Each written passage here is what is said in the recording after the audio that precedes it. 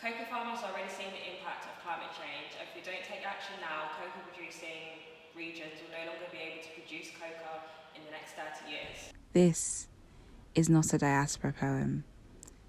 This is prayer for the compassion fatigued reading the Sunday Times supplement with heads bowed. Their eyes will widen and lips spread apart in shock. For a second, at this week's news headline, that the price of their morning brew may increase. Inflation, it says. Macroeconomics, the trade minister and the Europeans, it says.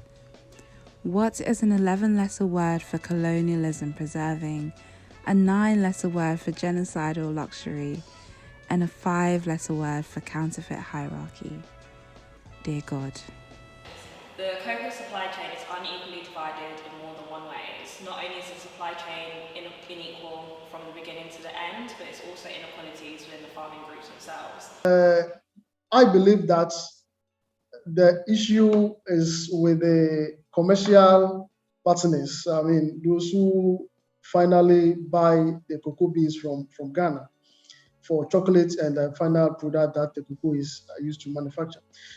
I believe the right price is not being paid to the farmers. Between London and Accra, the line feels off. And so the middlemen, I mean, those who buy the cocoa from the farmers and sell to these commercial partners are the one some way, somehow benefiting from the hard work of the farmers. So the right amount of money is not being paid to the farmer. And that, I believe, that is the main reason why the farmers are worse off. Even though Ghana is producing a lot of cocoa, it is not showing in the living standards of the producers. In my father's village, there was no word for market, so they called it asime, meaning your hand took what was mine. Woga, meaning money, your money. We need to act now in terms of our support to the producers. Fairtrade is implementing a lot of projects to support the producers. So what we are saying is that the world wealthy leaders should honor their promise by supporting the fight against climate change.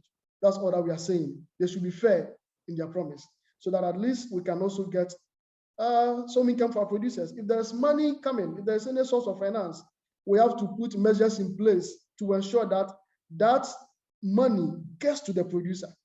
It doesn't get lost along the way. It should get to the producer so that with this, they can also implement the sustainable systems that we are all talking about to ensure that they are able to adapt to the climate change. And in the clash between fire and sugar, money wins. Waga, your money. And inside the earth, things are falling apart. With the climate change situation we're experiencing now, we've almost lost the seasons. Even in the main crop season, where you are expecting to harvest a lot of cocoa, you don't get it.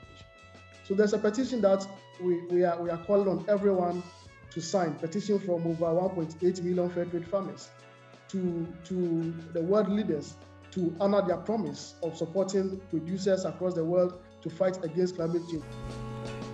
Between London and Accra, the line feels off. Just get people thinking about where their chocolate is coming from, whether that's your friends, your family, your educational institution. Get people thinking, where is my chocolate coming from? Who is creating this? How much money is that person being paid? What are the conditions like of the people who are making this? Start thinking outside of your circle and actually thinking about the lives of those that you can't see and that you may not ever see, because how often are you going to West Africa to have a conversation with farmers?